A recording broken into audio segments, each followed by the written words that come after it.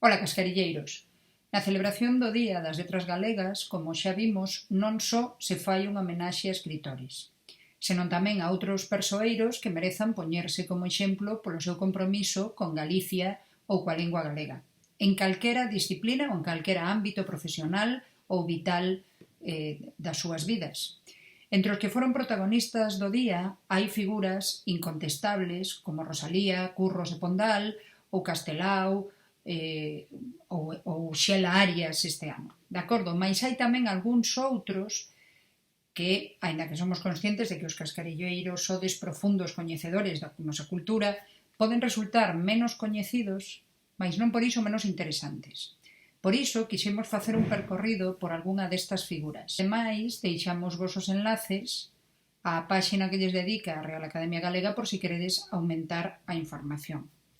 Para comezar, no ano 1971, un ano moi importante para a cultura galega, o homenaxeado foi Gonzalo López Avente, un poeta perseguido durante o franquismo.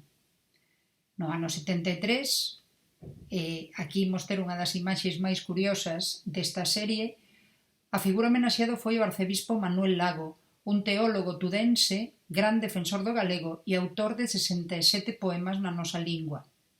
No ano 83, dedicóuselle a Manuel Leiras Pulpeiro. É o primeiro ano que eu recordo ter que facer na escola un traballo do Día das Letras Galegas e o autor era Manuel Leiras Pulpeiro, un dos poetas sociais do Rexurdimento, mais que se viu superado en coñecemento pola figura absolutamente asoballadora de Curros Enríquez.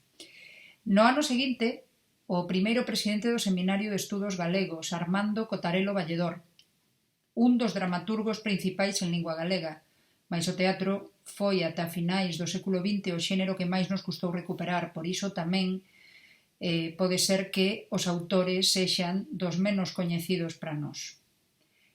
Pasados moitos anos, no 96, temos a Xesús Ferro Couselo, un historiador e un dos promotores da idea de que se comezara a celebrar o Día das Letras Galegas. E para non aburrirvos, seguiremos noutro momento cos autores que nos parece que son menos coñecidos do século XXI.